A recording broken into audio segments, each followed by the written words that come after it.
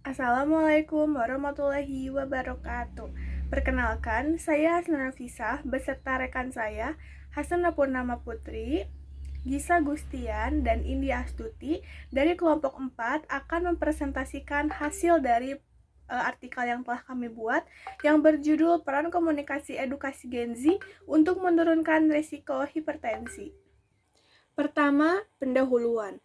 Dilatar belakangi, hipertensi merupakan penyakit darah tinggi yang bersifat kronis dan tidak menular.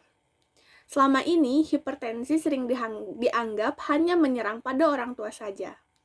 Faktanya, Gen Z juga beresiko mengalami hipertensi.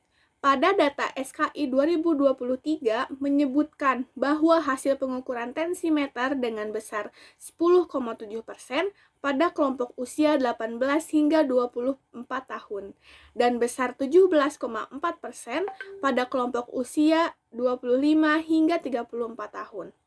Hipertensi juga disebut sebagai silent killer karena sering tidak menimbulkan gejala awal, sehingga berbahaya jika tidak disadari sejak dini. Untuk hasil, resiko hipertensi pada Gen Z semakin meningkat akibat gaya hidup yang kurang sehat. Banyak anak muda belum menyadari bahwa kebiasaan sehari-hari tersebut sangat memengaruhi pada tekanan darah. Faktor penyebabnya diantaranya yaitu yang pertama, konsumsi makanan cepat saji dan tinggi garam, seperti junk food dan mie instan. Makanan tersebut dapat meningkatkan tekanan darah jika dikonsumsi terlalu sering. Untuk yang kedua yaitu kurangnya aktivitas pada fisik karena contohnya terlalu banyak duduk dan bermain gadget, membuat kesehatan jantung menjadi menurun.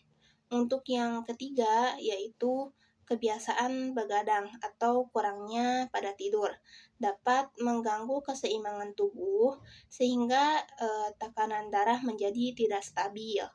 Untuk yang terakhir yaitu stres yang tinggi contohnya akibat tuntunan kuliah atau pekerjaan dapat memicu kenaikan pada tekanan darah.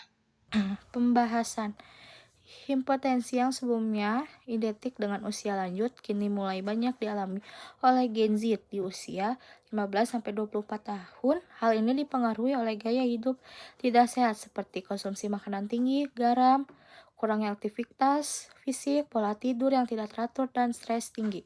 Oleh karena itu, edukasi kesehatan sejak dini sangatlah penting untuk mencegahnya hipertensi pada generasi muda.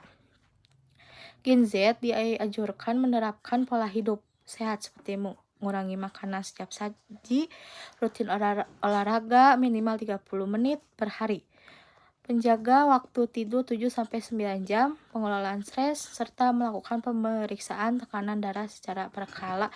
Edukasi melalui media digital interaktif seperti video pendek dan konten visual dinilai efektif dikarenakan sesuai dengan karakter Gen Z yang akrab dengan teknologi.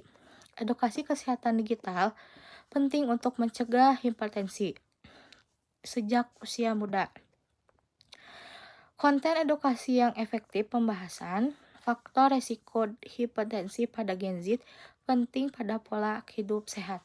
Pesan untuk mencegah yang disampaikan adalah 1. Olahraga teratur, mengurangi konsumsi garam, dan pengelolaan stres dan tidur dengan cukup, pemeriksaan tekanan darah secara rutin.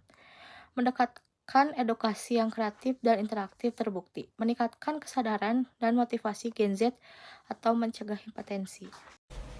Jadi kesimpulannya, resiko hipertensi saat ini tidak lagi hanya dialami oleh kelompok usia lanjut, tapi juga mulai mengancam Gen Z.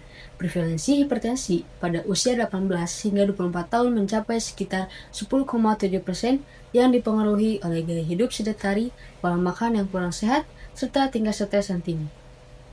Strategi komunikasi edukasi melalui media digital, khususnya platform video pendek seperti TikTok, terbukti efektif dalam menjangkau Gen Z karena menggunakan format singkat, visual yang menarik, dan bahasa yang relevan dengan keseharian mereka. Pendekatan ini mampu menyadarkan informasi kesehatan yang kompleks sehingga lebih mudah dipahami dan meningkatkan kesadaran akan pentingnya pencegahan dini. Melalui pendekatan tersebut, Gen Z diharapkan dapat mulai menerapkan pola hidup sehat dengan rutin berolahraga, menjaga pola tidur, dan manajemen stres, membatasi konsumsi garam dan gula, serta melakukan pemeriksaan tekanan darah secara berkala guna mencegah hipertensi sebagai silent killer sejak usia muda. Cukup sekian presentasi yang dapat kami sampaikan. Mohon maaf bila ada kesalahan atau kekurangan dalam penyusunan karya tulis kami. Terima kasih. Wassalamualaikum warahmatullahi wabarakatuh.